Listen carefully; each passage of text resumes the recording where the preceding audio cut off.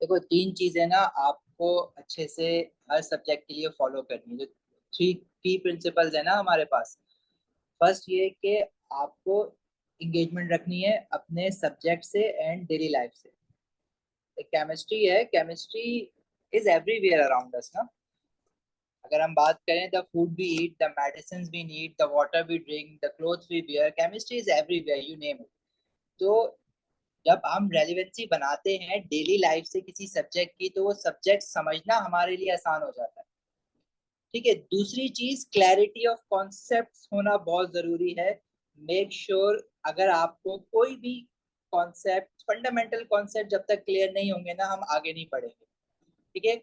Chemistry is complex, okay. जो complex topics हैं उसको हम ब्रेक डाउन करेंगे, सिंप्लीफाई करेंगे और स्मॉलर चंक्स में उनको पढ़ेंगे। लेकिन जब तक आपका कोई एक भी कॉन्सेप्ट क्लियर नहीं है, जब तक आप मुझे आगे नहीं बढ़ने दोगे, पूछते रहोगे उसको अनलेस कि वो क्लियर ना हो जाए। जब क्रिस्टल क्लियर हो जाएगा कॉन्सेप्ट, तब हम नेक्स्ट कॉन्सेप्ट पे मूव करेंगे। थर्ड जो है, देखो, प्रैक्टिकल नॉलेज जो है, पावर ऑफ प्रैक्टिकल नॉलेज हम लोग अक्सर इग्नोर कर देते हैं, लेकिन वो भी बहुत जरूरी है। अब केमिस्ट्री में, ओ लेवल केमिस्ट्री में प्रैक्टिकल लैब्स तो होती नहीं है। तो हम लोग क्या करेंगे, थ्रू सम विजुअल एड्स और आपका जो डिमॉन्स्ट्रेशंस होती हैं, वीडियोस। और एक चीज, हाँ, देखो, इस तरह की कुछ चीजें होती हैं केमिस्ट्री में। अगर ये दिख रहा है तो ये आपने केमिस्ट्री विजुअलाइज करनी है 3 डायमेंशन में। ठीक है। 2D में अगर हम विजुअलाइज करते रह जाएंगे ना एटम को, तो क्योंकि एटम 2D में होता नहीं है। अब हम चीजों को लेके जाएंगे 3D में। इस तरह से मॉडल्स हैं जो कि हम लोग देखेंगे थ्रू वीडियोस। कुछ चीजें जो मेरे पास हैं वो मैं उसको आपको दिखाऊंगा।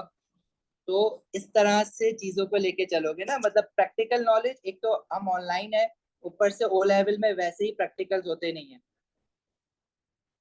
तो विजुलाइज करना, विजुलाइजेशन पावर हमारी ना कंस्ट्रेंड हो जाती है, तो उसको हमने ना केटर करना है थ्रू विजुअल एड्स। ठीक है। इस तरह के कुछ मॉडल्स होते हैं और वीडियोस देखेंगे, कुछ एनिमेशंस देखेंगे, सिमुलेशंस देखेंगे कुछ। उस तरह से हम चीजों को क्लियर करते हुए चलेंगे।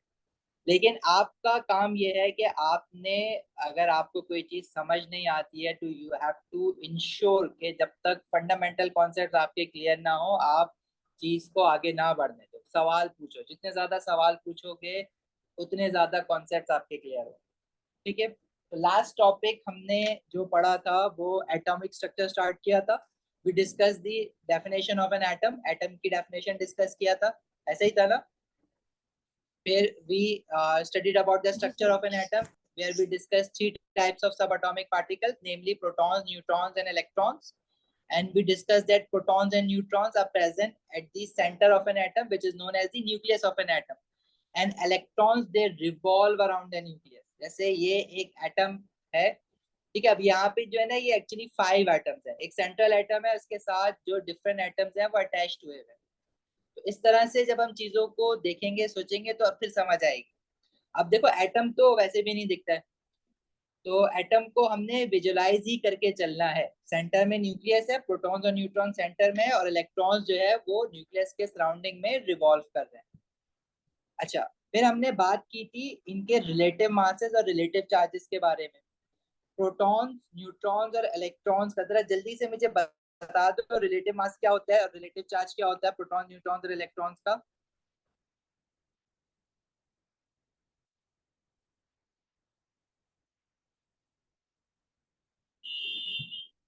क्या हो गया भाई? सर प्रोटॉन का चार्ज जो होता है वो पॉजिटिव, प्रोटॉन का चार्ज पॉजिटिव होता है और इलेक्ट्रॉन्स का नेगेटिव होता है। न्यूट्रॉन का +1, electrons relative charge is -1 and neutron is neutral, 0। ठीक है। प्रोटॉन का जो मास है, relative mass, that is 1, neutron का 1, और इलेक्ट्रॉन का क्या याद करवाया था? It was 0.0005। अगर आपको फ्रैक्शन में याद करना है तो आप याद कर सकते हो 1/2000। मर्जी है आपकी, डेसिमल में इजी लग रहा है डेसिमल में याद कर लो, फ्रैक्शन में इजी लग रहा है फ्रैक्शन में याद कर लो। ठीक है। यस। 1/1840 भी याद कर सकते हो, 1/2000 भी याद कर सकते हो। 1/2000 ज्यादा इजी है, एक्सेप्टेबल है, कैम्ब्रिज में एग्जामिनर मार्क देता है उस पर, तो हम आसान वाली चीज याद करेंगे ना। अच्छा, हमने एलिमेंट की डेफिनेशन भी डिस्कस की थी। An element is a pure substance that is made up of same types of atoms only, right. अच्छा अब देखो हमारे पास अराउंड 120 टू 121 क्वेश्चन है सर, क्वेश्चन है सर। सर मैं ये कह रहा हूँ कि ये जो आप लिख रहे हैं इसको मैं लिखूं अपने साथ? बेटर तो ये होगा कि लिख लो, क्योंकि जैसे जैसे लिखोगे ना साथ वैसे वैसे चीजें याद भी हो जाएंगी। ठीक है सर। अदरवाइज मैं हैंडआउट तो आपको दे दूंगा, हैंडआउट में ऑलरेडी सब कुछ है, लेकिन जब आप साथ लिखते हो ना तो चीजें याद भी हो जाती हैं। तो ठीक बेटर है है सर। कि लिख लो जितना लिख सकते हो। ठीक है। ठीक है, ज्यादा स्पीड में हम नहीं भागेंगे, तो हम लोग इतना मैं आपको मार्जिन दूंगा, इतना मैं टाइम दूंगा कि आप लोग इजिली लिख सकते हो चीजों को। ठीक है सर। सही है, ओके। अच्छा मूविंग ऑन। अब देखो एलिमेंट्स हमारे पास बहुत सारे हैं। प्रोडक्ट टेबल अगर हम देखें तो प्रोडक्ट टेबल में वी हैव अराउंड 117 एलिमेंट्स। अब सोडियम है, हर एलिमेंट का जो है ना प्रोडक्ट टेबल में नाम लिखा हुआ होता है। नाम के ऊपर उसका एटॉमिक सिंबल लिखा हुआ होता है, जैसे सोडियम का Na है, और उसके साथ दो नंबर्स लिखे हुए होते हैं। वो दो नंबर्स में एक नंबर आपका ऊपर लिखा हुआ होता है, लाइक 11 सोडियम के ऊपर लिखा हुआ मिलेगा और 23 नीचे लिखा हुआ मिलेगा। अब ये चीजें हमें कहाँ से पता चलती हैं? ये हमें पता लगती है प्रोडक्ट टेबल से। प्रोडक्ट टेबल दिखाया था लास्ट क्लास में।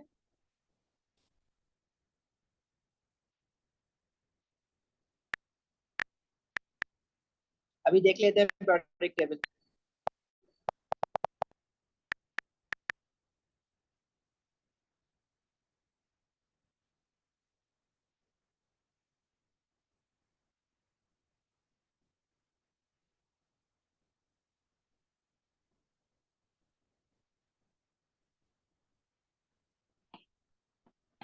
अच्छा ये जो प्रोडक्ट टेबल ऑफ एलिमेंट्स है ये आपको एग्जाम में भी गिवन होगा।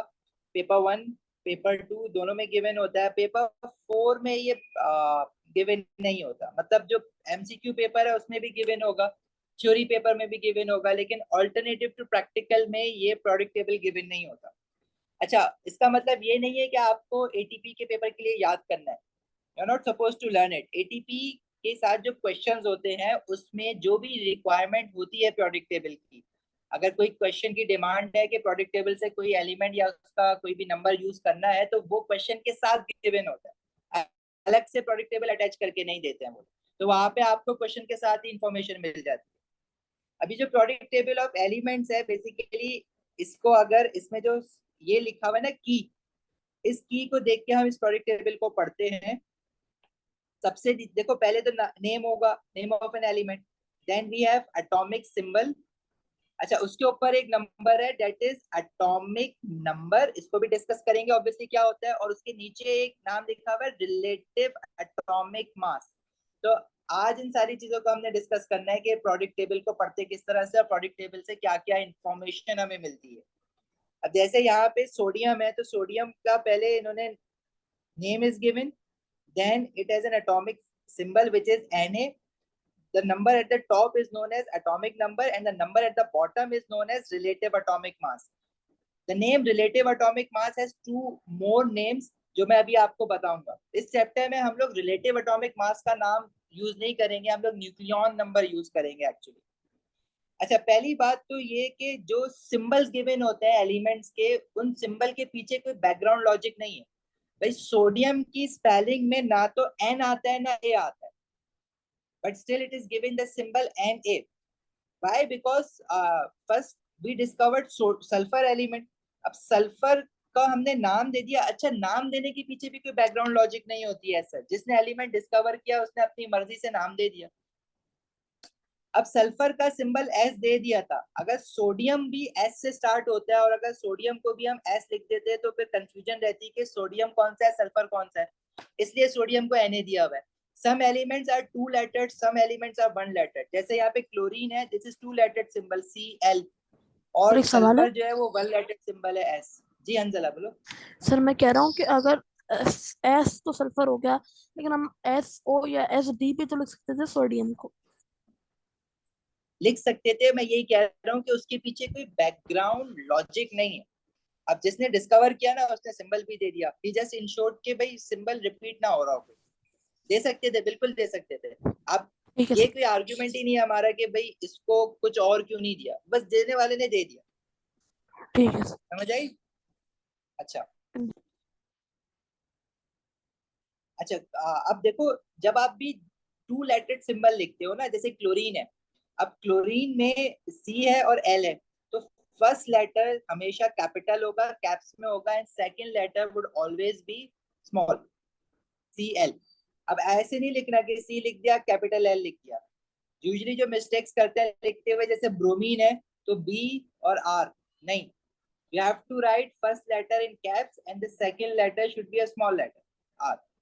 ठीक है, ये गलतियां होती हैं इसलिए अभी बता रहा हूँ, इनका ख्याल रखना थोड़ा सा।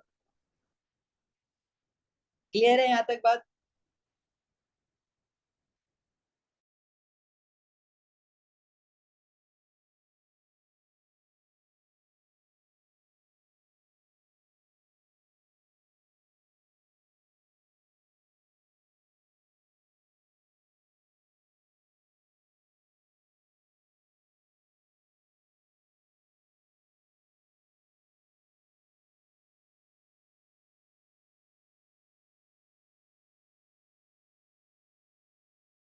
Protons present.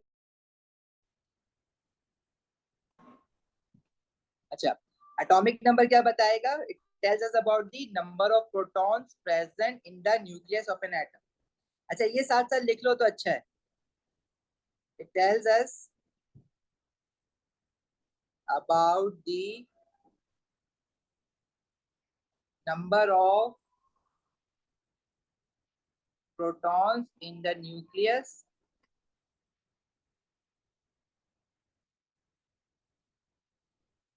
of an atom। अच्छा, atomic number sometimes also known as proton number, कभी कभार इसको प्रोटॉन नंबर भी कहा जाता है, because it is telling us about the number of protons in the nucleus of an atom. अब periodic table में सोडियम एलिमेंट के साथ जो एटॉमिक नंबर गिवन है दैट इज 11। दिस मींस के सोडियम एटम्स में जो नंबर ऑफ प्रोटॉन्स होते हैं वो कितने होते हैं? 11। With magnesium it is 12। It means all the magnesium atoms have 12 protons in its nucleus। Similarly, calcium's atomic number is 20। It means all the atoms of the calcium element have 20 proton in the nucleus। ठीक है, इसी तरह francium का जो atomic number given है that is 87। This shows that all the atoms of the francium element has 87 proton in the nucleus। पहली बात तो ये होगी अबाउट एटॉमिक नंबर। क्लियर है? समझ आती है ये वाली बात सबको? जी सर। जी देखो, हम लोग periodic टेबल जो है वो अली, periodic टेबल हम लोग डिस्कस करेंगे साथ साथ एटॉमिक स्ट्रक्चर के। हम periodic टेबल वाला चैप्टर नहीं पढ़ रहे हैं। periodic टेबल वाला चैप्टर जो है हम लोग थोड़ा सा एटॉमिक स्ट्रक्चर के साथ पढ़ते हैं। Part of it we study with metals and the other half we study at as a separate topic जो कि नॉन मेटल्स वाला होता है। ठीक है, तो periodic टेबल साथ साथ ही चलेगा। Okay sir. ठीक है। अच्छा, एटॉमिक नंबर जो है ना एक और इम्पोर्टेंट चीज बताता है। देखो, periodic टेबल में जितने भी एलिमेंट्स अरेंज्ड हैं they are arranged in order of increasing atomic number. ठीक है, जो सेकंड पॉइंट है about atomic number, it is elements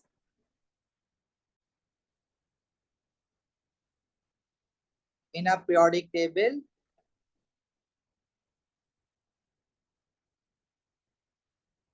are arranged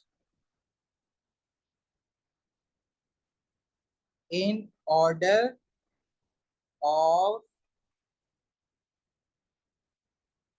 increasing atomic number। इस बात का क्या मतलब है जरा ये देखते हैं। देखो, प्रोडक्ट टेबल में, अच्छा, प्रोडक्ट टेबल की अरेंजमेंट जो है ना वो हो रही है आपकी लेफ्ट टू राइट। अब लेफ्ट टू राइट समझो कि किस तरह से,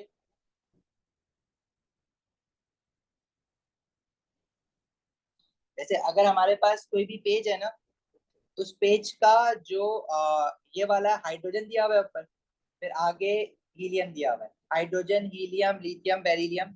स्क्रीन पे जरा देखना, हाइड्रोजन है, हाइड्रोजन के अगर आप लेफ्ट टू राइट जाओगे तो वी हैव हीलियम, फिर आप दोबारा लेफ्ट पे आओगे तो we have lithium, then beryllium, boron, carbon, nitrogen, oxygen, fluorine, neon.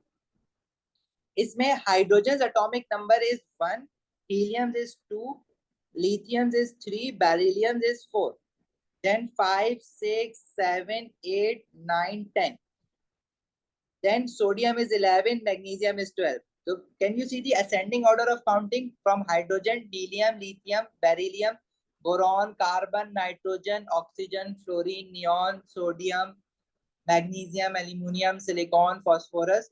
So all of these elements are arranged in order of increasing atomic number. ठीक है, करते करते we have around 118 atomic number तो यहाँ तक आ गया। तो ये क्या शो कर रहा है, 118 एलिमेंट्स तो यहाँ तक हो गए क्योंकि काउंटिंग चल रही है ना सीरीज में। फिर उसके बाद हम लोग, ठीक है, ये पॉइंट समझ आया कि elements in a periodic table are arranged in order of increasing atomic number. अब मेरा आपसे सवाल ये है कि क्या हाइड्रोजन का एटॉमिक नंबर 1 है, किसी और एलिमेंट का पीरियोडिक टेबल में एटॉमिक नंबर 1 हो सकता है? या सोडियम का एटॉमिक नंबर 11 है तो किसी और एलिमेंट का, can any other element have an atomic number of 11 instead of sodium? Because this No, sir. counting is in ascending order. No, Once you sir. have passed the number 11, number 11 cannot come back again ना। number 11 निकल गया तो आगे 12 आएगा, 13 आएगा, 14 आएगा, 11 तो दोबारा नहीं आ सकता ना। तो इट मींस अगर सोडियम का एटॉमिक नंबर 11 है तो no other atom can have an atomic number of 11। It means no atom of any other element can have an atomic number of 11। इससे हमें क्या पता चल रहा है कि atomic number is the unique identification of each element. Each element has its own unique atomic number. Sodium का 11 है तो बस सोडियम का 11 है, मैग्नीशियम का 12 है तो बस मैग्नीशियम का 12 है। No other element can have an atomic number of 12। तो ये बहुत इंपॉर्टेंट बात है एटॉमिक नंबर के बारे में, that atomic number is the identification of an element. atomic number is the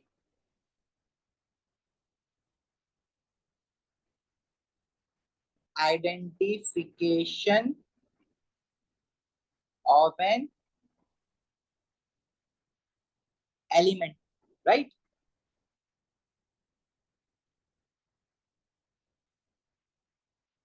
लिख लिया है यहां तक?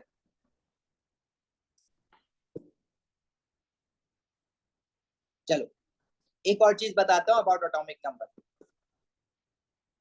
देखो, every atom is made up of 3 types of sub atomic particles, protons.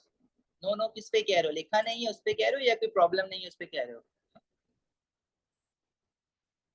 I didn't finish writing. Okay okay, लिख लो यहां तक, फिर हम उसकी नेक्स्ट बात करते हैं।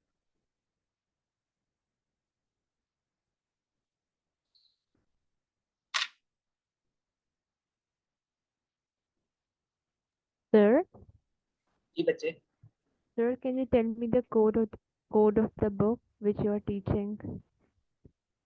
कोड ऑफ द बुक और code of the syllabus?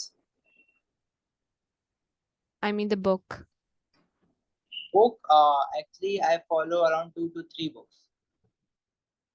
Chemistry Matters है, Hodder Publications and some other resources, but I used to follow those books na. Now I've compiled my own notes from various books and past papers. So Okay, sir. if you are asking कि which book should you follow, so you can show me your book. I will just tell you if it's okay or not. WhatsApp कर देना book का cover page, I'll let you know. Okay, sir. Thank you.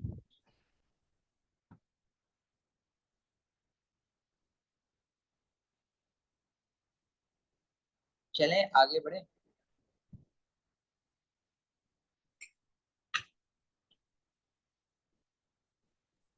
Yes. अच्छा देखो, atomic number के बारे में 3 चीजें तो मैंने बता दी जो कि बहुत इंपॉर्टेंट है। It tells us about the number of protons in the nucleus of an atom. Atomic number is the identification of an element. तो जो थर्ड पॉइंट है, it is the most important point. And elements in a periodic table are arranged in order of increasing atomic number. Now every atom is made up of 3 types of subatomic particles: protons, neutrons and electrons. So different elements are different in nature because they have different properties, they have different chemical reactions. And why they are different? Because they have different number of subatomic particles. Sodium has 11 protons, magnesium has 12 protons, aluminum has 13 protons, hydrogen has 1 proton only. So due to the different number of protons and different number of electrons and different number of neutrons, these atoms of different elements have different properties. That's why elements are different from each other. Okay. So in order to find out the number of subatomic particles, we have to use the atomic number to find the number of protons. दो और subatomic particles है ना, electrons and neutrons. तो electrons और neutrons को कैसे find out करते हैं किसी भी atom में? देखो, atomic number of protons भी बताता है, and it also tells us about the number of electrons. Every atom has equal number of protons and electrons. अगर सोडियम का एटॉमिक नंबर 11 है, it means it has sodium atom has 11 protons as well as 11 electrons. तो जो last point है about atomic number, atomic number also tells us about the number of electrons in an atom. It tells us about the number of electrons revolving. Electrons are not present in the nucleus, they revolve around the nucleus, right? So that's why I'm writing number of electrons revolving around the nucleus of an atom. Nucleus of an atom. तो किसी भी atom में जितने protons होते हैं उतने ही number of electrons भी होते हैं. Number of protons are equals to number of electrons. ठीक है. अच्छा,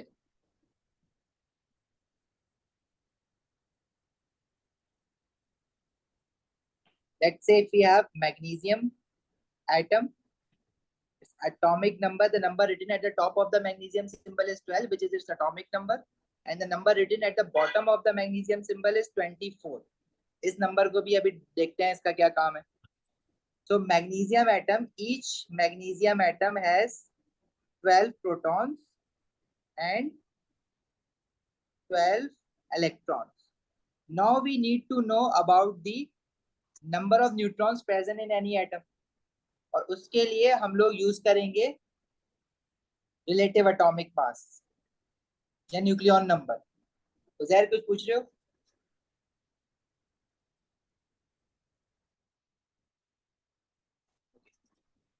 अच्छा, जो नंबर नीचे लिखा हुआ है ना मैग्नीशियम एटम के, इसको हम न्यूक्लियॉन नंबर भी कहते हैं. This is known as nucleon number. This is also referred as mass number, and in the periodic table its name is written as relative atomic mass. अब ये एक ही चीज के तीन नाम है. जो थर्ड नेम है ना रिलेटिव एटॉमिक मास, ये तो हमें समझ आएगा चैप्टर मोल्स में. Right now the name we will be using about the second number is the nucleon number, क्योंकि पास्ट पेपर्स में न्यूक्लियॉन नंबर का वर्ड ज्यादातर यूज होता है. मास नंबर कुछ बुक्स में यूज हुआ हुआ आपको मिलेगा, but nucleon number past papers में रिसेंटली ज्यादा यूज हो रहा है. तो we will stick to nucleon number. अब न्यूक्लियॉन नंबर जो मैग्नीशियम का, जैसे यहाँ पे 24 है नीचे वाला, this is your nucleon number. Number written at the top is your atomic number. Atomic number का काम क्या है? प्रोटॉन्स एंड इलेक्ट्रॉन्स की क्वांटिटी बताना. Nucleon number is basically the sum of protons and neutrons present in the nucleus of an atom. किसी भी atom के nucleus में टोटल प्रोटॉन्स और न्यूट्रॉन्स कितने हैं, वो न्यूक्लियॉन नंबर होता है. इसको लिख लेते हैं पहले, फिर इसको देखते हैं कैसे यूज करना है.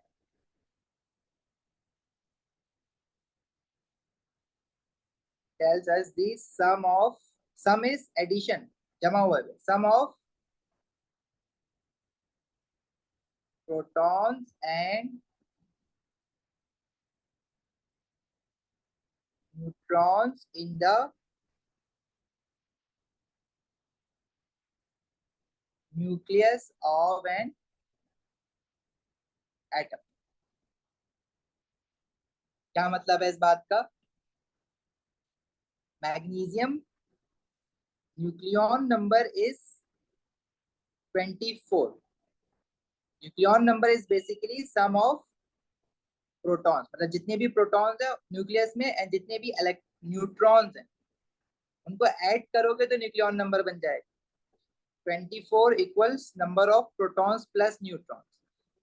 And now we know from the atomic number magnesium has 12 protons. If we want to work out the number of neutrons in an atom of magnesium, so we will use this equation. 24 is equals to 12, which is the number of protons in the nucleus of magnesium atom plus neutrons. We will get 24, 12 वहां जाके minus हो जाएगा. So how many neutrons magnesium nucleus has? 24 minus 12 is 12. Magnesium एक ऐसा atom है जिसके number of proton, neutrons और electron सारे इक्वल होते हैं, लेकिन ये जरूरी नहीं है.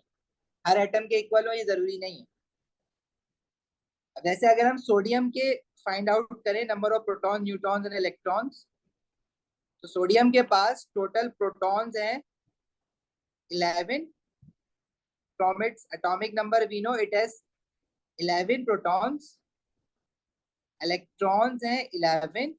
सर स्क्रीन थोड़ा नीचे कर सकते हैं, सही से नजर नहीं आ रहा. नीचे या ऊपर?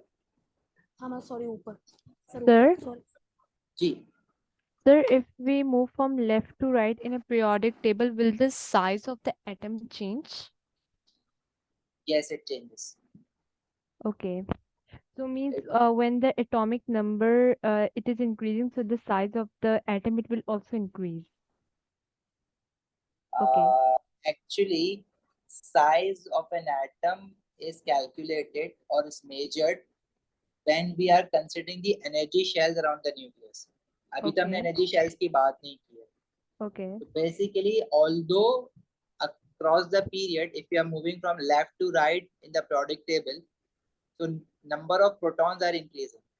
So number of protons plus neutrons in the nucleus are definitely increasing, although the size of atom decreases. Okay. Thank you, sir. And there is a reason behind it, and we will discuss it, but not now. आगे की बात है. Okay. ठीक है.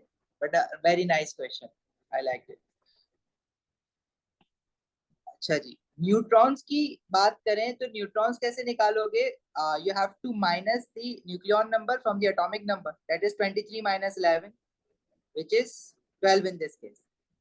So each sodium atom has 11 protons, 11 electrons, and 12 neutrons. Protons and neutrons are present at the center of an atom in the nucleus. Sodium के nucleus में 11 protons होंगे और 12 न्यूट्रॉन्स होंगे. और electrons are revolving around the nucleus. Electrons कितने हैं? 11. अब ये 11 इलेक्ट्रॉन्स कैसे रिवॉल्व कर रहे हैं इसको हम देखते हैं. पहले हम कुछ एलिमेंट्स के जरा नंबर ऑफ न्यूट्रॉन्स निकाल के देख लेते हैं ताकि प्रैक्टिस हो जाए.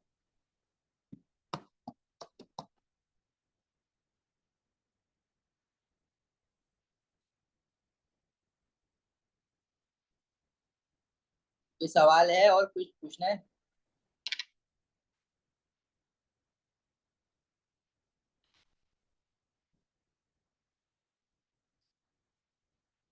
लिख लिया है सबने? जी सर, लिख लीजिए. आगे बढ़े. सर मैं कह रहा हूँ कि लिख लिया. Where did 23 come from? 23 came from the periodic table. Sodium has a nucleon number of 23. We got to know it from the periodic table. It is written at the top of the symbol of the sodium. Sorry, bottom of the symbol of the sodium. 23. Can you see rubidium element here? If I ask you to tell me the number of protons, neutrons, and electrons in an atom of rubidium, बताओगे? Yes, this is mass number of sodium or nucleon number of sodium. Rubidium atomic number is 37. Number of protons must be 37. Number of protons are equals to number of electrons. So electrons be 37 होंगे. And how would you work out the number of neutrons present in the nucleus of rubidium atom? By subtracting proton number from its nucleon number. 85 minus 37. कितना बना? मेरी maths तो बहुत week है, मैं तो calculator निकाल लेता हूँ। 50 50 48 48 सही है। Barium, it's atomic number is 56, तो उसके बाद प्रोटॉन्स कितने होंगे? 56, इलेक्ट्रॉन्स भी 56। What about neutrons? 137 minus 56, 81 81। Wow, quick. अच्छा, रेडियम का एटॉमिक नंबर तो गिवन है 88, तो number of protons are 88, number of electrons are also 88, but you cannot work out the number of electrons for radium. This is radium. Why? Because its nucleon number is not given. ऐसा क्यों? किसी को पता है?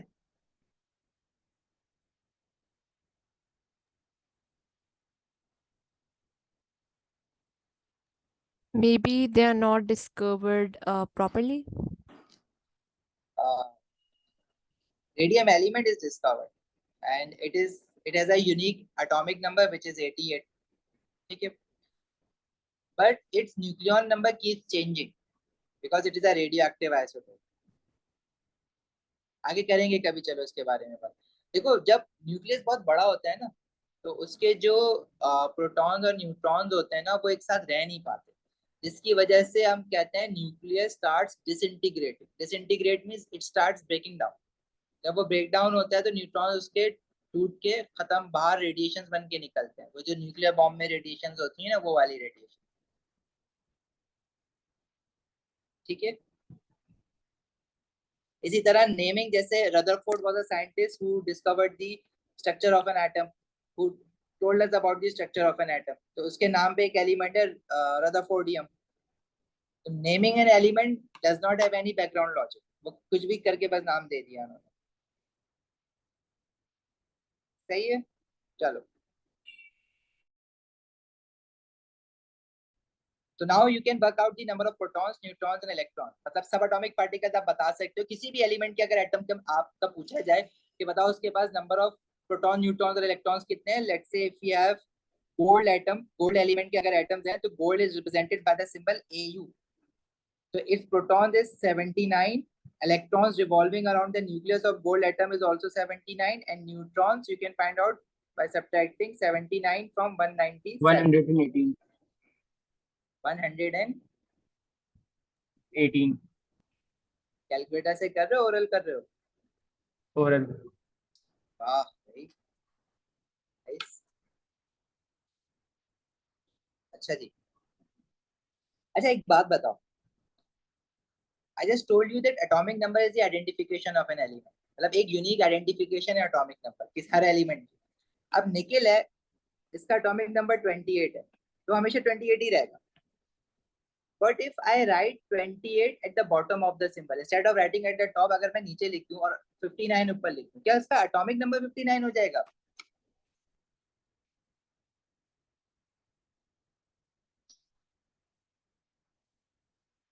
No. बताओ ना।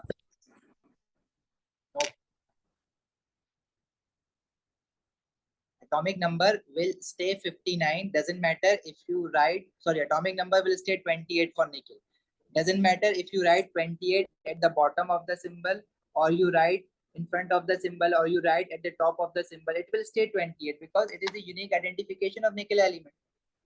Okay, why I am telling you this? Because in product table that is given in the exam, उसमें atomic number तो ऊपर लिखे हुए हैं उसने, and that has been defined by the key as well. However, in exam when he gives questions, तो उसमें usually atomic number नीचे लिख देता है। अब जैसे सोडियम है उसका 11 नीचे लिख देगा, निकेल है उसका 28 नीचे लिख देगा। तो वो एटॉमिक नंबर नीचे लिखने से इसका मतलब ये नहीं है कि एटॉमिक नंबर अब नीचे वाला जो है वो मास नंबर ही होगा, वो एटॉमिक नंबर ही है। सही है, 28 चाहे ऊपर लिखे निकल के लिए, चाहे नीचे लिखे, चाहे आपको ना भी बताए ना, from the product table you have seen that nickel has an atomic number of 28, it will stay 28। और अगर ज्यादा कंफ्यूजन हो तो भाई जितने भी इसमें एटॉमिक नंबर और न्यूक्लियन नंबर है, तो atomic number is always smaller than the nucleon number. जो छोटा वाला होता है वो हमेशा एटॉमिक नंबर ही होता है, राइट? अच्छा आयशा, बच्चे A and Z ये कहाँ से सवाल निकला है ए एन जी वाला? वो पूछ रहे हो? अच्छा मैं बता देता हूँ, ठीक है। सिंबल बोल रहे हो ना, न्यूक्लियन नंबर के, मास नंबर के और एटॉमिक नंबर के, मैं बता देता हूँ। यहाँ तक क्लियर है? आगे बढ़े। देखो, ए एंड जी बेसिकली कुछ बुक्स में atomic number is denoted by the symbol A. मतलब एटॉमिक नंबर लिखने के बजाय अगर मैं सिर्फ ए लिख दूं, it means atomic number, but this is not a universal symbol. Universally acceptable नहीं है, कैम्ब्रिज में नहीं पूछा एग्जाम में। मतलब वो सिर्फ ए लिख के आपसे एक्सपेक्ट नहीं करेगा कि he is talking about atomic number, वो पूरा नाम लिखेगा एटॉमिक नंबर का, ठीक है। But in most of the books they write symbol for atomic number as A, और न्यूक्लियन नंबर का और मास नंबर का symbol they write at Z, ठीक है। If you want to write nucleon number, it's okay. If you want to write symbol of nucleon number, that is Z, तो वो भी सही है। But you have to define Z, कि Z क्या है। तो वो आपको क्वेश्चन में कभी इस तरह से मिलेगा नहीं, ए एंड जेड के नाम से। सही है आयशा, यही पूछ रहे थे या कुछ और पूछ रहे हो?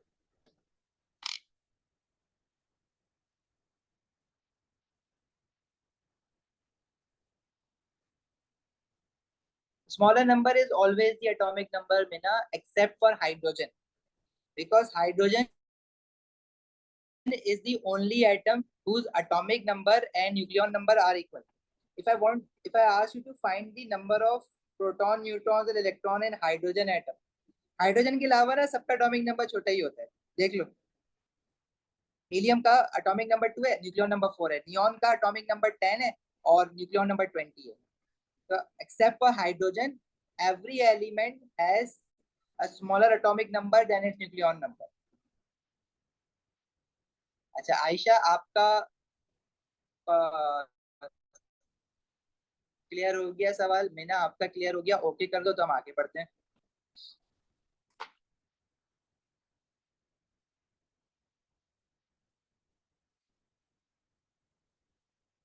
Okay, what about hydrogen? Hydrogen के पास नंबर ऑफ प्रोटॉन्स बताओ कितने होंगे?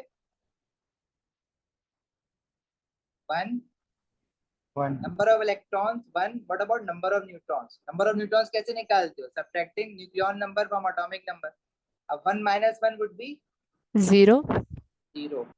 It means the nucleus of hydrogen atom has 1 proton only and no neutrons, and there is 1 electron to each hydrogen atom which is revolving around its nucleus. सही है? मतलब hydrogen has no nucleus. Hydrogen is the only element whose atoms does not have a neutron in its nucleus.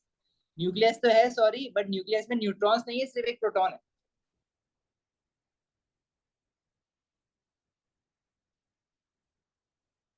Clear है बात? यहाँ तक आगे बढ़े।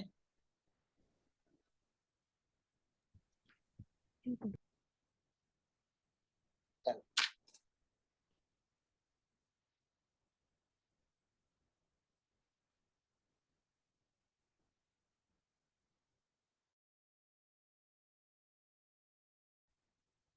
Zoom out कहाँ से करूं? प्रोडिक्ट टेबल या जो हमने लिखा था वहां से? उधर, यस।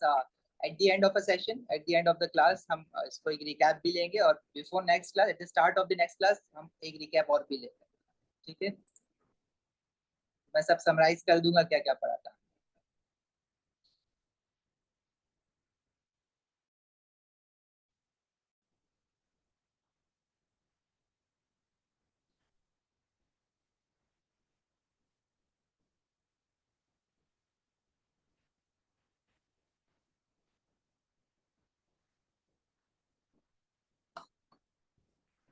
आगे बढ़े।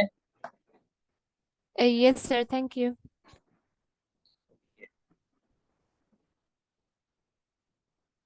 अच्छा, लास्ट थिंग, देखो, 3 सब एटॉमिक पार्टिकल में से प्रोटॉन न्यूट्रॉन की लोकेशन तो हमें पता है न्यूक्लियस में, क्वांटिटी तो हमने तीनों की फाइंड आउट कर ली है। Now as per the location, protons and neutrons are present in the nucleus. What about electrons? Electron they are revolving around the nucleus. अब तो क्या वो अपना सारे इलेक्ट्रॉन्स एक ही साथ रिवॉल्व कर रहे होते हैं? नहीं, electrons basically they revolve in energy shells around the nucleus. These are known as energy shells. Sometimes they are also called shells. or sometimes they are also called orbitals. Basically, there is a difference between energy shells and orbitals, but as far as your O level is concerned, we'll take it same. Energy shells and orbitals will take both the names as the same thing. अच्छा, अब देखो, for example, if you're talking about sodium element, all the sodium atoms has 11 protons, 12 neutrons, which sir are एक सवाल है, present in the shells के बाद nucleus. क्या लिखा हुआ है? Shells के बाद orbitals, orbitals, orbitals. तो सोडियम एटम हैज 11 इलेक्ट्रॉन. क्या ये 11 इलेक्ट्रॉन्स एक ही साथ रिवॉल्व कर रहे होते हैं? ऐसा तो नहीं है ना. देखो, अब ये 11 इलेक्ट्रॉन्स बेसिकली किस तरह से रिवॉल्व करते हैं, हमें ना ये बात देखनी है. अब आपने सोलर सिस्टम सबने देखा हुआ है. सोलर सिस्टम में centre, at the centre of a solar system we have sun. ठीक है, और उसके सराउंडिंग में we have different planets revolving around the sun. ऐसा ही है ना. फर्स्ट प्लैनेट क्या है? Mercury. It revolves around the sun like this. क्या मरकरी हो गया, फिर उसके बाद वी हैव वीनस, उसके बाद वी हैव अर्थ, उसके बाद वी हैव जुपिटर. जितने भी प्लैनेट्स हैं, are they moving on a certain track? क्या कोई रेल ट्रैक की तरह जो ट्रैक है जिस पे रखा हुआ है, क्या सन ने रस्सी बांधी हुई है सन से कि वो घुमा रहा है उसको? नहीं ना. They are just revolving around the sun in vacuum, और स्पेस में मूव कर रहे हैं. मतलब there must be a certain force of attraction that is holding sun and other planets together, and that force is converted or is giving a circular motion to these planets. कुछ तो होगा ना, ऐसे तो नहीं मूव कर रहे हैं ना. There is gravitational force, exactly. तो sun moves all the planets around it due to gravitational force. क्या सारे planets एक ही ऑर्बिट में रिवॉल्व कर रहे हैं? नहीं. मरकरी है, देन उसका बड़ा प्लैनेट ऑर्बिट है, वी हैव वीनस, फिर अर्थ, फिर मार्स, फिर जुपिटर. वो दूर दूर जाता जाता है.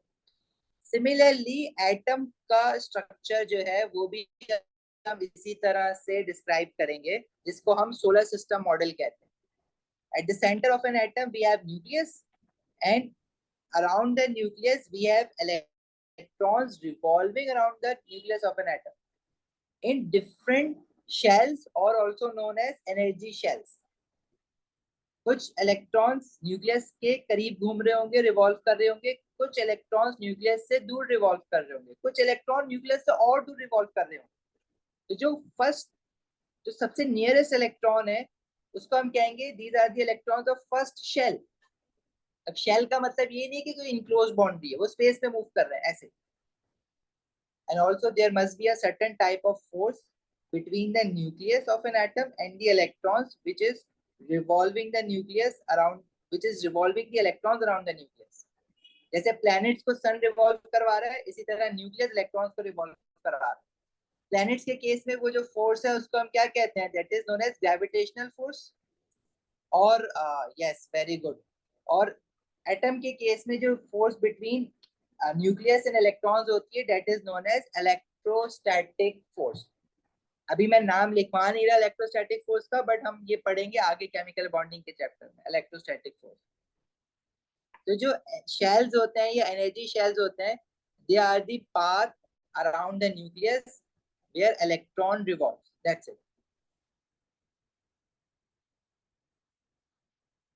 Path around the nucleus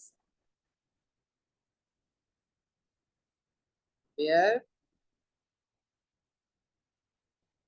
electron revolves or orbit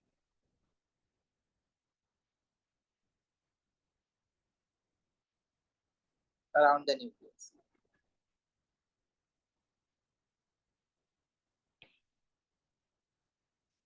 अब दूसरा सवाल ये है कि सोडियम एटम, अगर मैं सोडियम का ना न्यूक्लियस बना देता हूँ like this. Now sodium atom has 11 electrons. तो क्या ये 11 के 11 इलेक्ट्रॉन एक ही साथ रिवॉल्व करेंगे? नहीं. Some electrons are revolving nearer to the nucleus, which is known as first shell of sodium atom. कुछ जो है वो उससे दूर होंगे, second shell of sodium atom. some electrons are farther away from the nucleus, which is known as third shell of the sodium atom. देखो जो first shell होता है ना, first shell holds up to maximum of 2 electrons only. मतलब first shell में किसी भी atom, I am talking about all the atoms, first shell में no shell can hold up to more than 2 electrons. वो 2 से कम तो हो सकता है लेकिन 2 से ज्यादा नहीं हो सकते. 1 हो सकता है बट नॉट मोर देन 2. 1 हो सकता है, 2 हो सकता है, 3 नहीं हो सकता first shell.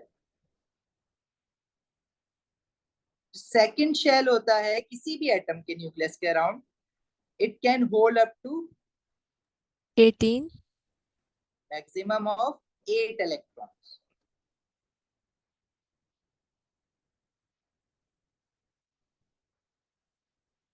Third shell can also hold up to maximum of 8 electrons. मतलब after first shell, all these cells from second shell onward, they can hold up to maximum of 8 electrons, not more than that. अब obviously इस बात से सबको, कुछ लोगों को बहुत ज्यादा प्रॉब्लम हो गई होगी. ऐसा तो नहीं होता, कहीं बुक में पढ़ा है थर्ड शेल में मैक्सिमम 18 लिखा हुआ है बुक में, और फोर्थ शेल में मैक्सिमम 32 लिखा हुआ है बुक में. ऐसा है? पढ़ी है किसी ने बुक कभी? कुछ कुछ बुक्स में लिखा हुआ है ना. Yes. यस. फिर अब Sir, I have a question. Can I ask? या sure, why not. Sir, If if for example, the number of shells, it will be increased, right? So will the atoms or the electrons inside the nucleus, will it have less attraction with the nucleus or more? So if number of electrons are increasing, it means number of protons are also increasing. Okay, so what will be the attraction? Will the attraction be more or less? It will be more.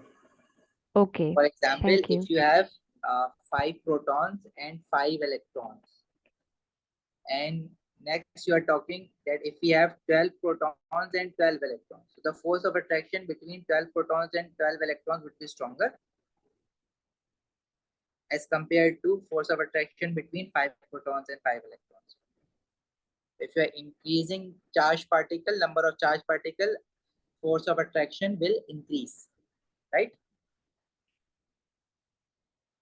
अच्छा जी, हम बात कर रहे थे कि देखो भाई third shell में मैक्सिमम 18 इलेक्ट्रॉन्स आ सकते हैं, दैट इज ट्रू. लेकिन ओ लेवल में ना एक सिलेबस की बाउंड्री है. ओ लेवल में कहा गया है कि you have to teach that in third shell and fourth shell and all the shell onward, no shell can hold up to more than 8 electrons. अच्छा, अब ये बात क्या गलत नहीं हो जाएगी? नहीं, ये बात गलत नहीं होगी, because in O level we have to discuss the periodic table. What are the first 20 elements of the periodic table? Hydrogen, helium, lithium, beryllium, up till calcium. Because calcium's atomic number is 20, so this is the 20th element of the periodic table. मैं ये नहीं कह रहा कि बाकी elements के बारे में कोई क्वेश्चन नहीं होंगे, उनके मास नंबर के बारे में, उनके नंबर ऑफ न्यूट्रॉन्स के बारे में, डिफरेंट रिएक्शंस भी होंगे उनके, but for electronic arrangement, how the electrons are arrange around the nucleus of those atoms, उसकी लिए सिर्फ फर्स्ट 20 एलिमेंट्स. हम उससे आगे इलेक्ट्रॉनिक अरेंजमेंट नहीं पूछता आपसे. इलेक्ट्रॉनिक अरेंजमेंट जो आपने इलेक्ट्रॉनिक कॉन्फ़िगरेशन के नाम से पढ़ा होगा या इलेक्ट्रॉनिक स्ट्रक्चर के नाम से पढ़ा होगा ना, मैं उसकी बात कर रहा हूँ. ठीक है, तो उसको हम इलेक्ट्रॉनिक कॉन्फ़िगरेशन कह रहे हैं. तो for first 20 elements of the periodic table, this rule that no shell from second shell onwards can hold up to more than 8 electrons, this rule stays valid. और हमने इसी रूल को फॉलो करना है. ठीक है, वो बात सही है. कुछ बुक्स में अगर लिखा हुआ है तो थर्ड शेल में 18 आ सकते हैं, फोर्थ शेल में 32 भी आ सकते हैं. लेकिन हमारे पास जो एलिमेंट्स है जिनकी इलेक्ट्रॉनिक स्ट्रक्चर को हम बनाएंगे या डिस्कस करेंगे या जो हमसे पूछे जाएंगे, उनके किसी भी शेल में 8 से ज्यादा इलेक्ट्रॉन्स नहीं आते. फर्स्ट शेल में 2 से ज्यादा नहीं आते, सेकंड शेल ऑनवर्ड्स 8 से ज्यादा नहीं आ सकते. तो हमने इसी रूल के हिसाब से चलना है. क्लियर है बात?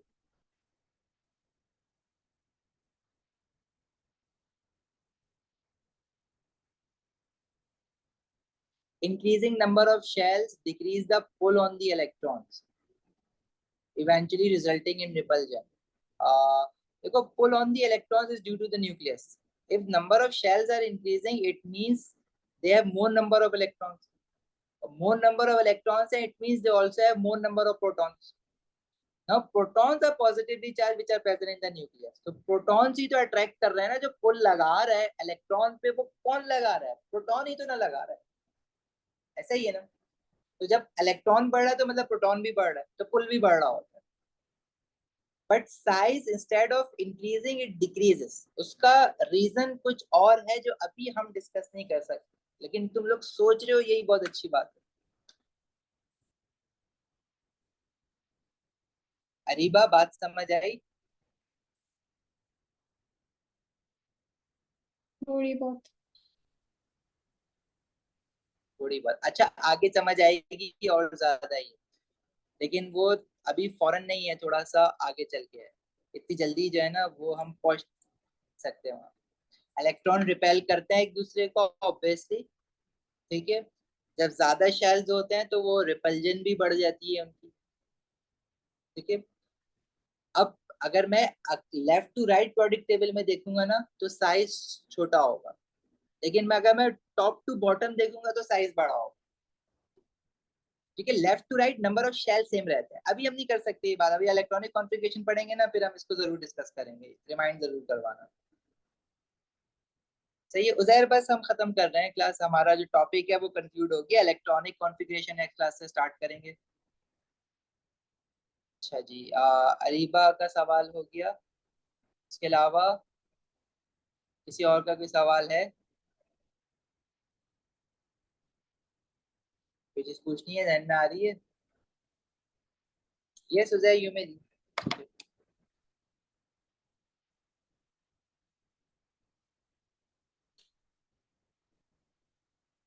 Our 2n square formula for finding number of electrons in any shell. Actually, we do not have to follow this right now in O level, because if let's say n is the number of shell now, if n की जगह हम 3 रखें for third shell, you will get 18 electrons. So that's what I told you कि ये बातें हमें O level में जरूरत नहीं है करने की, syllabus requirement नहीं है। n is the number of shell, yes. First shell में जो 2 इलेक्ट्रॉन्स आएंगे, सेकंड शेल में इस फॉर्मूले से 8 इलेक्ट्रॉन्स आएंगे, but in third shell you will get 18 electrons, and in the fourth shell you will get 32 electrons.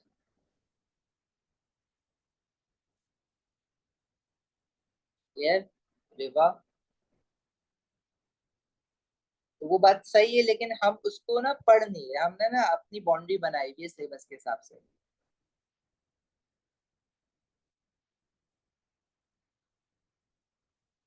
हम एक्चुअली इलेक्ट्रॉन्स की फिलिंग जो होती है वो फर्स्ट शेल में 2 होते हैं, सेकंड शेल में 8 होती है, थर्ड शेल में जो इलेक्ट्रॉन्स की फिलिंग होती है ना वो 18 तक चली जाती है, ठीक है। क्योंकि जो शेल्स होते हैं ना उनके अंदर भी वी हैव सब शेल्स, जो उनके अंदर भी फिलिंग हो रही होती है, तो वो 8 करके नहीं होती। थर्ड शेल में पहले वो 2 पेयर जाते हैं, 2 इलेक्ट्रॉन जाते हैं, उसके बाद 6 जाते हैं, और उसके बाद अगर जाने हैं तो वो और मजीद जा सकते हैं, ठीक है। तो वो 8 करके हमेशा नहीं हो रही होती है।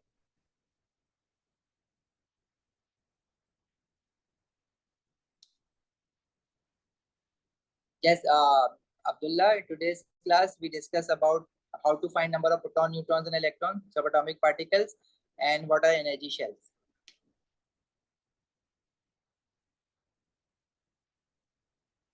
सब शेल्स का बिल्कुल कॉन्सेप्ट होता है रेवा, लेकिन इस way too out of our league right now, because वो तो ए लेवल में चला जाता है। if you want to study, I can share my A level lecture with you, उसमें से देख के पढ़ सकते हो। अगर बहुत ज्यादा क्यूरियोसिटी है और आगे कोई क्लास नहीं है तो अभी रुक जाना, पढ़ लेना, बट बेटर वुड बी कि आपको मैं एक रिकॉर्डेड लेक्चर भेज दूंगा, वहां देख लेना। श्योर बेटा, you can WhatsApp me as well. हाँ, we call this sub shells K, L, M and N, हम नहीं पढ़। अच्छा अली, आपका जो सवाल है, जो डॉट है ना, बेसिकली वो होता है वाटर ऑफ क्रिस्टलाइजेशन के लिए, ये जो हम डॉट बनाते हैं ना, this represent this water is attached to this compound but it is not the chemical part of it, मतलब रिएक्ट नहीं हुआ हुआ है, अटैच्ड हुआ हुआ है, चिपका हुआ है इसके साथ।